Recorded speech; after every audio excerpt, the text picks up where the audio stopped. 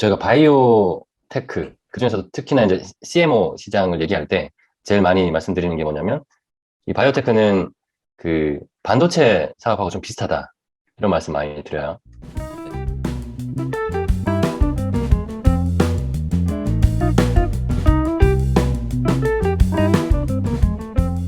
네. 최근에 CJ 제일제당이 네덜란드 바이오 기업 인수를 했는데, 제 가설적인 결론은 첫 번째는 이 급격하게 성장하는 CDMO 시장에서 기존의 경쟁자들이 커버하지 못하는 시장을 잡아서 성장을 모색이 가능하다. 두 번째는 이 CJ가 이 CDMO 밸류체인에서의 핵심인 유통 부분에서 이것을 이제 시너지를 줄 수 있다 해서 두 가지 이유로 인수가 적절할 것이라 판단을 했습니다. 이제 잘 모르는 업 사업이라서 이제 클래리피케이션을 조금 많이 진행을 했는데요. 첫 번째는 이제 바이오 CDMO가 무엇인가라는 질문을 좀 던질 수 있다라고 생각을 했습니다. 조금만 내려주시면은 그, 네, 이 CDMO 같은 경우는 이제 위탁 개발인 CDO 그리고 제가 잘못 적어놓은 것 같은데 위탁 개발인 CDO 그리고 위탁 생산인 CMO 이 두 가지를 포함한 개념이다라고 생각하시면 되는데 쉽게 생각해서 제조업에서 이제 생산만 해주는 OEM과 개발까지 같이 진행해주는 ODM 이 두 가지 개념으로 좀 생각을 하시면 될 것 같아요. 그래서 이제 CDMO는 이 두 가지를 모두 다 해주는 개념이다라고 보시면 될 것 같고 네. 그 두 번째는 이제 이 CDMO 바이오 CDMO 시장에서 두 가지 세그가 있다고 보시면 될 것 같습니다. 첫째는 유전자 치료제 CDMO 시장인데 여기서의 특징은 고도의 기술력과 전문성이 요구되는 분야다. 둘째로 세포 및 유전자 치료제 이 CDMO 시장에서는 절반 이상이 아웃소싱으로 생산이 되고 다른 쪽의 바이오 생산체랑 비교를 해봤을 때 아주 높은 비율로 이제 아웃소싱이 진행된다라고 생각해 주시면 될 것 같은데요. 이제 쉽게 생각을 해보면 예전에는 이제 저희가 생각하는 화이자 같은 그런 회사 같은 경우는 자신들이 이제 기획부터 시작해서 제조하고 유통까지 모든 것을 다 처리하는 마치 현대자동차 같은 느낌이라고 보시면은 지금과 같은 경우는 이제 소규모의 모더나 같은 회사들이 자신들이 이제 어, 신약을 개발한다든지 아니면은 그런 제품들을 개발한 다음에 자신들이 가지고 있지 않은 이런 공장이나 유통을 이제 이런 CDMO 업체들에게 빌려서 사용한다라고 이해를 해주시면은 쉽게 접근할 수 있을 것 같습니다.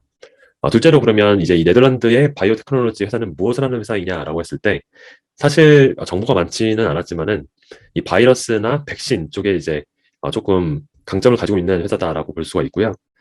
밸류체인적인 측면에서 봤을 때 개발부터 제조까지 모든 생산 인프라를 보유하고 있고 어, 네덜란드에 공장이 있고 보스턴에도 이제 연구 개발 그리고 중국 홍콩에는 이제 아시아 영업 사무실 이 정도의 사업을 영위하고 있는 회사다라고 보시면 될 것 같습니다. 좀 내려와 주시면은 그러면 이제 CJ가 바이오 테크놀로지를 인수하려고 하는 목적은 무엇인가라고 했을 때 지분 76%를 이제 2,500억 정도에 인수를 했는데 어, 최근에 CJ가 발표한 4대 미래 성장 엔진에 이 바이오 시장이 포함이 되어 있고요. 따라서 이제 재무적인 목표보다는 전략적인 목표로 이제 인수하려고 한다라고 좀 보시면 될 것 같습니다. 그래서 이제 그 가설을 좀 검증하기 위해서 몇 가지 질문을 봤는데요. 과연 이 CDMO 시장이 매력적인 시장인가라는 질문이 있는데 글로벌적으로 봤을 때 연평균 25% 정도 성장하고 있고 2030년까지는 이제 규모가 19조 정도에 이를 것으로 추산이 됩니다. 그래서 이제 매력적인 시장이다 정도로 볼 수 있고 다른 것보다는 이제 판매 세그를 보시면 될 것 같은데 크게 이제 바이오 벡터, 미생물, 포유류 이렇게 세 가지로 나뉠 수가 있을 것 같은데 이제 이 바이오 벡터가 저희가 보고 있는 시장이고요. 연평균 20% 성장해서 이제 26년까지는 30억 달러까지 이제 올라갈 수 있는 좀 매력적인 시장이다라고만 파악을 하면 될 것 같습니다. 두 번째로 이제 그 경쟁 현황이나 KSF를 좀 봐야 될 것 같은데요. 조금만 내려봐 주시면 이제 이 마켓 쉐어를 좀 보면 되는데 주요 기업은 론자, 삼성 바이오로직스, 캐탈란트, 베링거 뭐 이런 정도로 쭉 있는데 탑 50, 탑 5 기업이 전체 시장의 60%를 차지하는 시장이다. 생각을 하시면 될 것 같습니다. 그래서 이 바이오 CDMO 시장에서의 KSF가 무엇인가라고 생각을 해봤을 때 두 가지로 나뉠 수 있습니다. 첫째는 밸류체인으로 봤을 때는 이제 CDO 그러니까 연구 개발까지 같이 제공을 하기 때문에 이 부분에서 얼마큼의 기술력을 가지고 있느냐. 둘째로는 연구 개발을 안 하고 공동 개발로 갈 수도 있는데 이럴 때는 이제 얼마만큼 이제 그 기술력을 가지고 있는 회사들과 함께 이제 개발 리스크를 줄이면서 이익을 얼마큼 가져갈 수 있느냐라는 것을 좀 이제 같이 협업 체계를 잘 만들 수 있느냐라는 부분이고요. 셋째로는 이제 제일 중요한 게 이제 얼마만큼의 좋은 생산 시설을 제공할 수 있고, 네 번째로는 다 만들어졌을 때 적시에 유통을 잘 할 수 있느냐, 이렇게 네 가지로 나뉠 수가 있습니다. 그런데 이제 CDMO 특성상 이제 쉽게 생각했을 때 공장이다 보니까 세 번째와 생산 시설과 유통 적시성, 이것이 밸류체인 중에서 가장 중요하다라고 저는 파악을 했고요. 이 비즈니스 측면으로 봤을 때 이게 이 네 가지를 파악을 했을 때 가장 좋게 성공으로 갈 수 있다라고 좀 파악이 됐습니다. 먼저 이제 향후 미래에는 각자 사람마다 유전자 치료에 맞게 커스터마이즈된 약을 제공할 것이기 때문에 일회성인 기술을 자신의 공장에서 얼마만큼 잘 맞게 제조를 할 수 있느냐, 쉽게 생각하면 다품종 소량 생산을 잘 만들 수 있느냐라고 생각하시면 될 것 같고, 두 번째로는 지금 코로나 백신 제조를 위해서 파트너십을 잘 구축할 수 있느냐, 셋째로는 이제 말씀드렸던 것처럼 공동 개발 부분이고, 넷째로는 이제 용량 확장 부분인데, 이 부분 같은 경우는 이제 중국 시장이 워낙 커지고 있기 때문에 정말 많은 양의 용량을 만들어내서 중국 시장도 공략할 수 있느냐, 이 부분이 제일 중요하다고 보시면 될 것 같습니다. 이 부분에 중에서 이제 2번과 4번, 그러니까 코로나 백신에 얼마큼 제공할 수 있고, 이제 그리고 중국 시장을 잘 공략할 수 있든지 아니면 용량을 많이 만들어낼 수 있는지, 이 부분이 가장 중요하다고 보시면 될 것 같고요. 조금 내려봐 주시면 이제 총 세 가지 경쟁사를 좀 봤는데요. 론다 같은 경우는 이제 전 세계적으로 모든 사업장을 다 가지고 있는 제일 큰 회사라고 보시면 됩니다.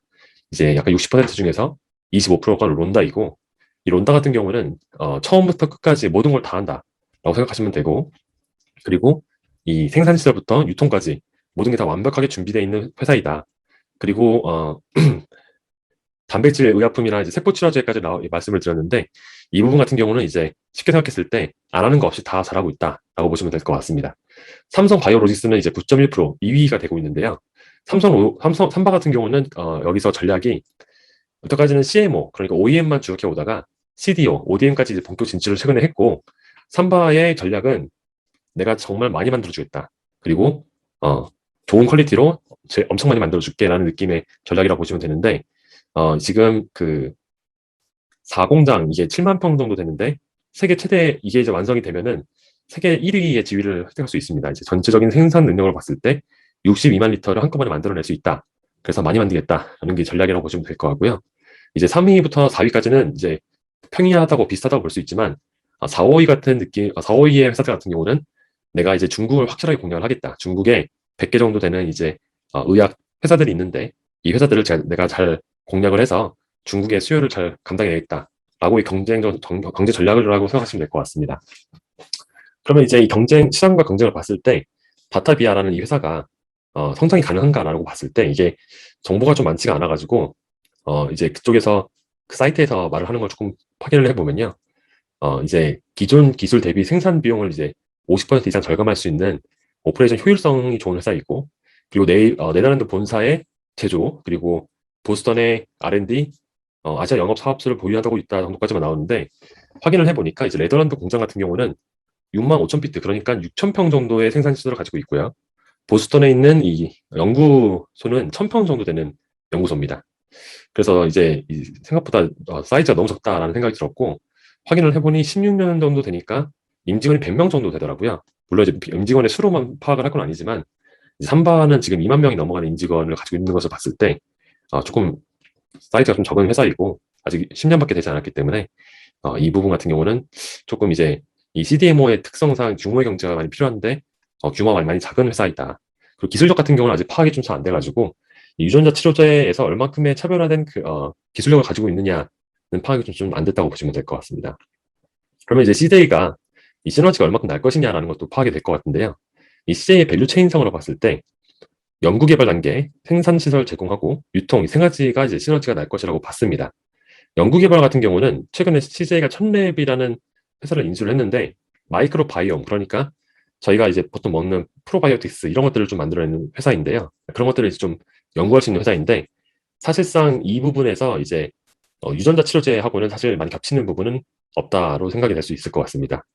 생산시설 같은 경우는 글로벌 6개국에 11개 공장을 가지고 있지만, 최근 CJ가 바이오 쪽으로 해서 이제 많은 좋은 실적을 냈습니다. 이제 매출부터 영업이익까지 좋지만, 이 바이오가 도대체 무엇을 하느냐라고 파악을 해봤을 때 이제 식물성이나 식품용, 그러니까 뭐 저희가 보통 알고 있는 아르기닌 아니면 어, 사료 이런 것들을 이제 바이오테크놀로지를 이용해서 잘 만들어내는 회사다.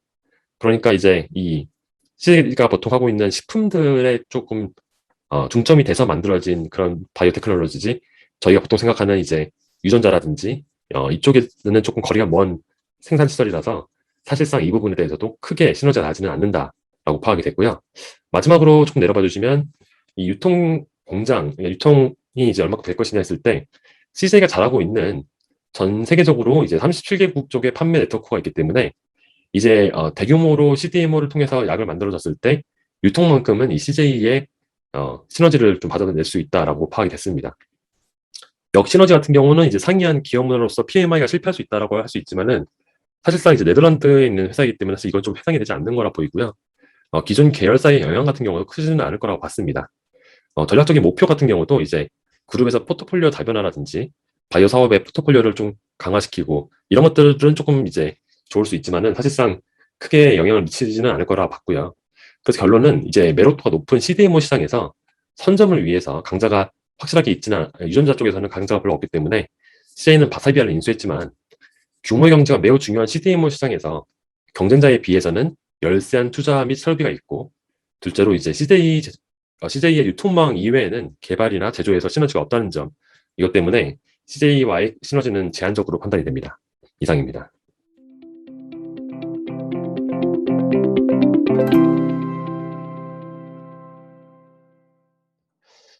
이거는, 저희가 바이오 테크, 그중에서도 특히나 이제 CMO 시장을 얘기할 때 제일 많이 말씀드리는 게 뭐냐면, 이 바이오 테크는 그 반도체 사업하고 좀 비슷하다.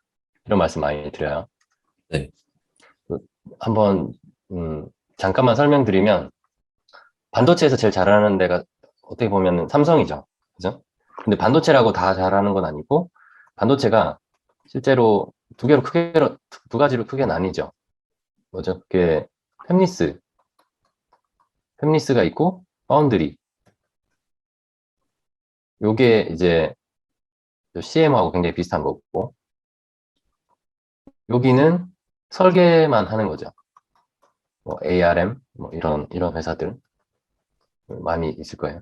근데 여기는 어떤 기술력. 그래서 최근에 좀 팹리스가 중요해지고 있는 거는 개별 설계를 하고 있고, 그러다 보니까 애플이나 테슬라, 구글 뭐 이들이 각각 이 역량을 그냥 자체적으로 가지려고 하는 거죠. 그렇게 해서 설계한 것들을 파운드리에 맡겨서 대량으로 생산하는 거죠. 여기에서 CDMO라고 했을 때 이 위탁 개발이 아마 이 반도체 설계하고 이제 좀 매칭이 되는 거고, 위탁 생산이 파운드리하고 좀 이제 맞는 거죠. 근데 반도체에서 파운드리가 잘해야 될 때 가져가야 되는 역량, 잘한다라고 했을 때 역량은 어디와 연결될까요? 그러니까 만들기 어려운 제품이지만 그걸 일단 만들 수 있어야 되겠죠. 그러니까 제대로 된 제조 능력이 있어야 되고, 거기에 더 중요한 거는 대량 생산이 가능해야 된다. 대량 생산을 위해서 필요한 것들은 뭘까요? 인프라, 그다음에 수율 관리. 수율 관리 굉장히 중요하다. 삼성이 잘하는 게 요거죠. 또 인프라도 투자를 많이 할 수 있는 여력이 있죠. 그러다 보니까 삼성이 이걸 잘하는 거죠. 삼성은 반도체 중에서 비메모리는 어쨌든 이제 새로운 신흥 강자로 가고 있는데, 메모리 측면에서 보면은 이걸 잘해왔던 거죠. 그래서 이제 메모리에서도 파운드리를 하는 거고, 그거의 연장선상에 뭐가 있어요? 삼성 바이오로직스가 있다. 왜 반도체를 하던 삼성이 비메모리도 하기 바쁜데 이 CMO를 하려고 했을까? 그러니까 기본적인 역량이 굉장히 비슷하다라는 거예요. 수율 관리하고 인프라 관리고. 그러니까 아까 이제 우리 제이님 말씀해 주셨던 것처럼 저기 아래쪽에 내려가 보면 중요한 역량이라는 거는 이건 설비, 그래서 대량 생산이 되나 안 되나 하는 게 굉장히 중요하고, 그게 이제 시장 내에서 경쟁력을 결정하는 거고요. 그런 대규모의 투자를 계속해서 할 수 있어야 된다. 투자와 설비가 잘 갖춰져 있어야 되고, 그 안에서 수율 관리 잘 돼야 되는 거죠. 이 수율 관리는 뭐 말이 수율 관리라서 뭐 그거 좋은 기술 넣어서 하면 되는 거 아닌가라고 했지만, 전 세계에서 이걸 제일 잘하는 데가 그냥 한국의 삼성과 대만의 TSMC인 거죠. 나머지 비메모리에서 사실 두각을 나타내는 기업은 크게 없고, 또 메모리에서는 더 심하죠, 그게. 근데 한국의 하이닉스와 삼성이 그냥 수율 관리에서 제일 잘하기 때문에 잘 되는 거죠. 자, 그러면 CJ 제일제당, CJ 그룹이 이런 역량과 연결되어 있는 기존 사업이 있나? 라고 한번 생각해 볼 필요가 있어요. 수율 관리 또는 대량의 어떤 인프라 투자, 그다음에 설비 투자, 그거에 대한 운용, 새로운 기술에 대한 선제적인 투자 이런 것들 잘하는 거냐 여태까지. 사실 그런 거 생각해보면 별로 없죠. CJ가 잘하는 거는 엔터테인먼트, CJ 쪽에 CJ ENM에 뭐 이렇게 해가지고 하는 거, CGV 뭐 이런 것들이 좀 있고, 그다음 유통 쪽 물류 뭐 이거하고 연결되는, 여기서 이제 유통망이라고 되어 있지만 사실 유통망 자체도 좀 제한적일 수 있어요. 그렇게 보면 개발과 제조에서는 시너지가 크게 없다. 자, 그렇다고 한다면 마지막 남는 거는 지금까지는 안 했지만 앞으로 하면 잘하는 거 아닌가? 라는 질문에 대한 답이 나와야 될 것 같아요. 그러니까 CJ가 엄청난 투자 여력이 있어서 이런 투자 이제 막 할 거라서 잘할 거다.